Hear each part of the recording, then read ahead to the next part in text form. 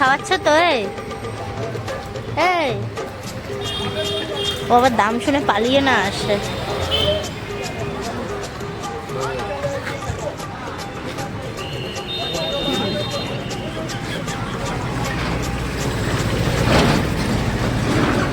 কি হলো? এই দাঁড়াও। এইটুকুনি পকোড়া 10 টাকা, আমাদের ওখানে এত বড় পকোড়া, কুচবিহারে চলে এত বড় পকোড়া। না ওটা বাজে খেতে, বড্ড বাজে, কেন? ফালতু খেতে। তাহলে ওই শান্তিনারায়ণ কি শান্তিনগরে চলে 10 টাকা। 15 টাকা। তাহলে পাঙ্কুর দোকানে চলে 10 টাকা করে পকোড়া। তুমি তো বলে পাঙ্কুর দোকানে বন্ধ হয়ে গেছে। কয়টা বাজে? 8টা 25। এটা পুরানো মাল পাবে, আগে বলবা তো। চলো না যাই। এক কাজ করবো, কটা খাবা? কটা খাবা বলো? জানি না। আরে বলো, আমি একটা হ্যাঁ, তুমি কিনে খাও। তুমি বলে পায়ের মাংস কেন?